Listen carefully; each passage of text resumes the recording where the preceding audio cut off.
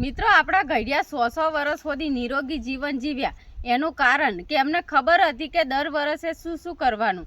તો એવાય વર્ષમાં ચૈતર મહિનો આવે ને ત્યારે આવી કૂની લેબડાની ડીરો જે નવી ફૂટી હોય ને એ લઈ લેતેલા અને એને આવી સારી રીતે ધોઈ અને નળના કોઠે 2-3 કૂપણો ચાય ખાઈ જતેલા। એના લીધે એમને કોઈ દિવસ તાવ ના આવે, શરીરમાં કોઈ પણ જાતની તકલીફ નથી રહેતી। એનું કારણ એ છે કે એવાય જાણતેલા કે આ ઉપાય કરવાથી આપણને કોઈ બીમારી નહીં થાય અને એમને કોઈ બીમારી નથી થતી। 100 વર્ષ સુધી જીવે ને ત્યાં સુધી તો એમને કોઈ દિવસ કશું જ બીમારી ના થાય અને આ લેબડાનું દાંતણ એવાય ચાવતેલા એટલે એમને કોઈ દિવસ દાંતમાં દુખાવો પણ નહોતો થતો।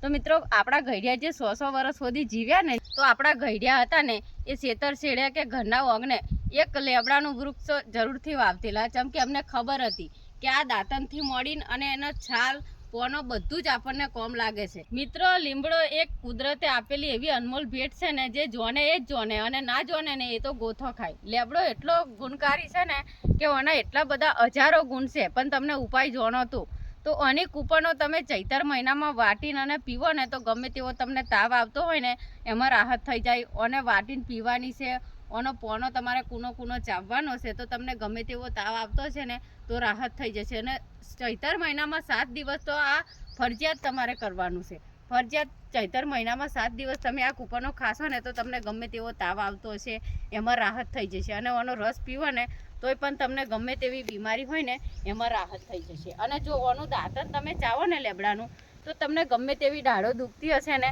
તો દાઢ પણ નહીં દુખે અને કોઈ દિવસ તમારા દાંતમાં ગમે તેવો તકલીફ હશે ને તો ફરીથી કોઈ દિવસ દાંતની તકલીફ નહીં થાય। અને જો લેબડાની છાલ જે હોય ને એ તમને ગમે તેવા ગુમડા કે ફોલ્લા થયા હોય ને એ તમે એનો રસ કાઢીને અને ચોપડશો ને તો ગમે તેવા તમને ફોલ્લા થયા હોય ને તો એમાં પણ રાહત થઈ જાય। તો તમને ગમે તેવી દાઢો દુખતી હશે ને તો દાઢ પણ નહીં દુખે અને કોઈ દિવસ તમારા દાંતમાં ગમે તેવો તકલીફ હશે ને તો ફરીથી કોઈ દિવસ દાંતની તકલીફ નહીં થાય। અને જો ભૂલે ચૂકે કોઈને તાવ આવી ગયો ને તો ઓનો પોનો તોડીને અને તમે પથારીમાં નાખીને અને સૂઈ જાવ ને તો 50% તાવ તો તમને એમનેમ જ મટી જાય। તો આપણા ઘડિયા હતા ને એ ખેતર છેડ્યા કે ઘરના ઓગણે એક લેબડાનું વૃક્ષ જરૂરથી વાવતેલા, જેમ કે અમને ખબર હતી કે આ દાંતણથી મોડીને અને એનો છાલ પોનો બધું જ આપણને કોમ લાગે છે એટલે તો એવાય દાંતણ કરતેલા અને એની નીચે સૂઈ રહે ને તો તમને ગમે તેવી બીમારી હોય ને તો રાહત થઈ જાય છે અને એના સોયા નીચે તમે સૂવો ને તો તમારું શરીર એકદમ નિરોગી રહે।